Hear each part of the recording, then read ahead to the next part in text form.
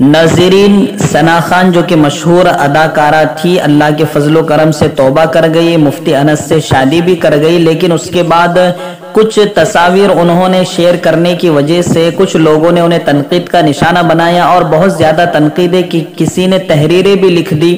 تو جس کو لے کر ثنا خان نے جو ریئیکشن پیش کیا ہے وہ مفتی انس نے لوگوں کو بتایا ہے کہ ان کا کیا ریئیکشن تھا،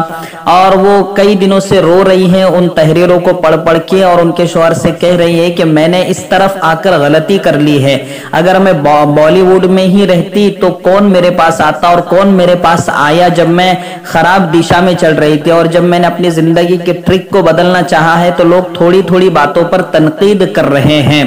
مفتی انس نے بڑے درد بھرے انداز میں کہا کہ ابھی 10 دن بھی نہیں ہوئے ہیں اور لوگ چاہ رہے ہیں کہ وہ رابعہ بصریہ جیسی بن جائے۔ انہوں نے یہ بھی کہا کہ اس کا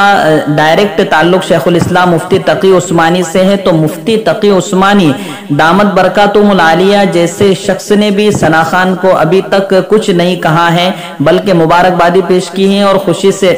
جب بھی گفتگو ہوتی ہے خوشی سے بات کرتے ہیں۔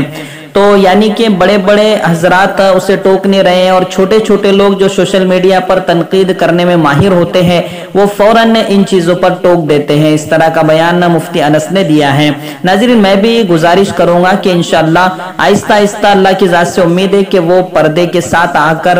سوشل میڈیا پر گفتگو کریں گے، بات کریں گے، لیکن ہمیں تھوڑا سا انتظار کرنا ہوگا، نہ یہ کہ فوراً تنقید کی جائے۔ جنید جمشید کو دیکھیے کہ گانا چھوڑا تھا تو اس وقت کبھی کبھی شیطان نے بہکایا، 3-4 بار چھوڑ دیا، پھر گانا گایا، لیکن اللہ نے پھر استقامت دی اور پھر شہادت کی موت نصیب ہوئی۔ تو کسی پر تنقید کرنے سے پہلے تحقیق ضروری ہے اور تھوڑا سا انتظار بھی بہت ضروری ہے۔ امید کرتا ہوں کہ ویڈیو پسند آیا ہوگا تو سبسکرائب ضرور کیجئے گا، اور اس ویڈیو کو شیئر بھی کیجئے گا تاکہ جو لوگ اس طرح کی تنقید کا نشانہ فوری طور پر بنا لیتے ہیں وہ لوگ رک سکے۔ السلام علیکم ورحمۃ اللہ وبرکاتہ۔